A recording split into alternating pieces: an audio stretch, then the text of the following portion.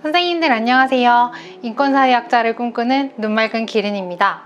미국에서 조지 플로이드의 죽음에 항의하는 시위가 날이 갈수록 커지고 있어요.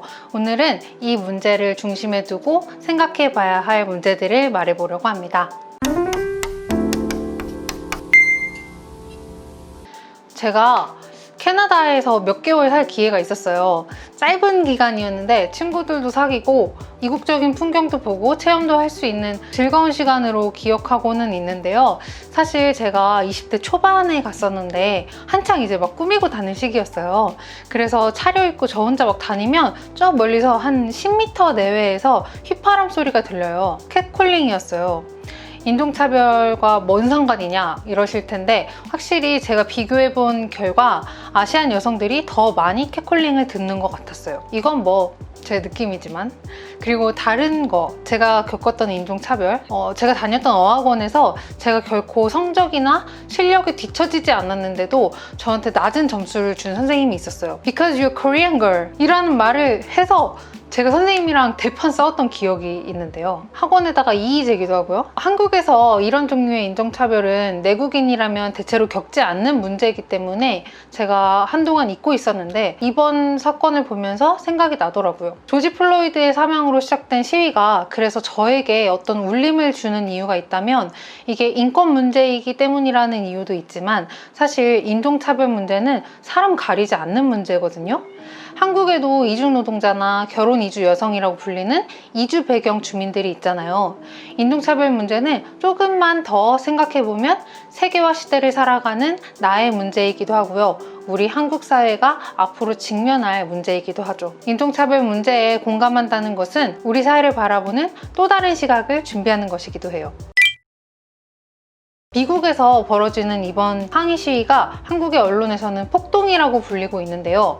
일단 폭동이라고 불릴 수 있는지 생각을 해봐야 될 것 같아요. 폭동은 영어로 리옷인데 폭력을 동반한 소란이 일어난 것이라는 의미를 담고 있거든요. 근데 미국 기사들을 제가 찾아보니까 실제로 리옷보다는 프로테스트 아니면 데모를 더 많이 써요. 한국에서는 폭동이 굉장히 부정적이고 어떤 불만이 하늘을 찌를 정도로 많아서 무기 들고 막 다 뛰어나오는 걸로 인식이 되잖아요. 그만큼 정리가 안 되는 집단 행위 혹은 파괴적인 것이라는 의미가 담겨 있다는 뜻이기도 하죠. 한국도 폭동이라는 말을 쓸 때가 있었는데 1980년대 신군부가 5.18은 폭동이다라는 분위기를 조성했어요. 그래서 5.18은 아주 오랜 시간 어디서든 지금까지도 광주 사태나 광주 폭동이라고 얘기되기도 해요. 심지어는 없었던 일이다라고 왜곡되기도 해요.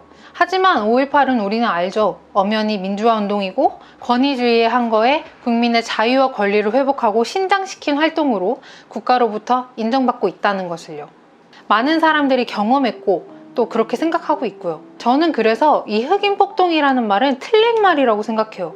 흑인 인권의 문제를 지적하고 차별을 철폐하자는 민주주의나 인권의 향상을 위한 시위, 집회라고 봅니다. 어떤 분은 그래요. 집회라고 하기엔 폭력이 있었기 때문에 좀...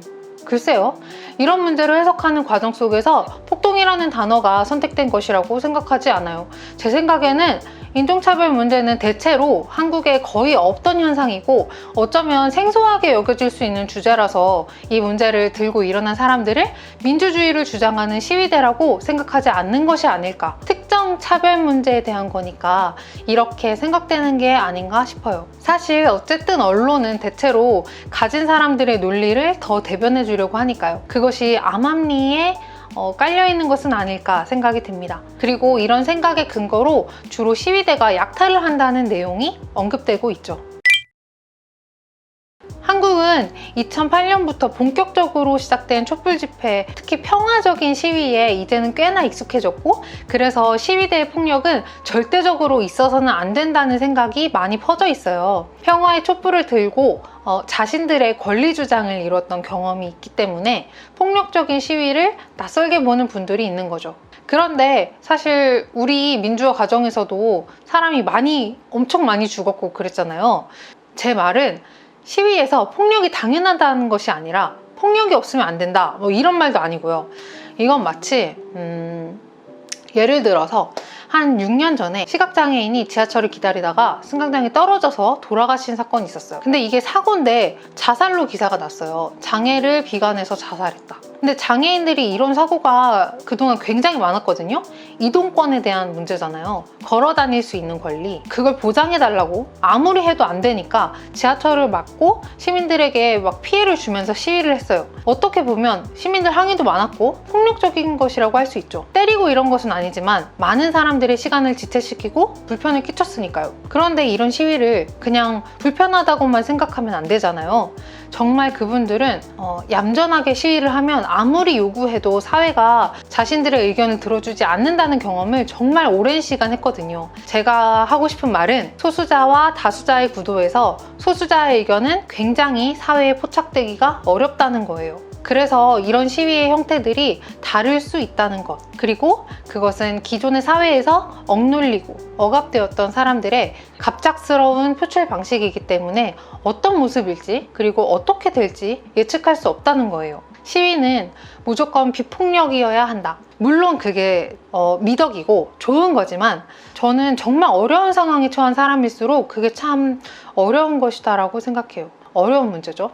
두 번째로 시위대의 약탈 문제. 이번에 미국 오리건주 포틀랜드에서는 루이비통 매장이 다 털렸대요. 어디는 애플 매장도 다 털렸대요. 이걸 어떻게 정당화할 것인가? 정당화할 수 없죠. 약탈은 범죄잖아요. 범죄는 범죄대로 처벌하고 이런 약탈 행위가 왜 일어나는지를 우리는 볼 필요가 있어요. 미국은 빈부격차가 정말 심한 나라예요. 2014년에 퍼거슨 사건 때도 이런 약탈 행위가 있었는데요. 사회학자 안드레아 S. 보일스는 이 문제를 연구하면서 편의점을 턴 사람을 인터뷰했어요. 그리고 흑인 공동체가 사회적으로 경제적인 착취를 당했다고 생각해서 복수심에 이렇게 약탈을 한 거구나, 그렇게 분석했어요. 빈부격차가 너무 심하니까 특히 미국 인구조사국 조사에 따르면 흑인 연간 소득은 백인의 60% 정도라고 하거든요. 백인들이 우리를 착취해서 경제적 이득을 다 가져간다. 우리는 코로나 때 백인보다 훨씬 많이 죽었고 더 많이 실직했다. 이번에 죽은 조지 플로이드도 식당 종업원이었는데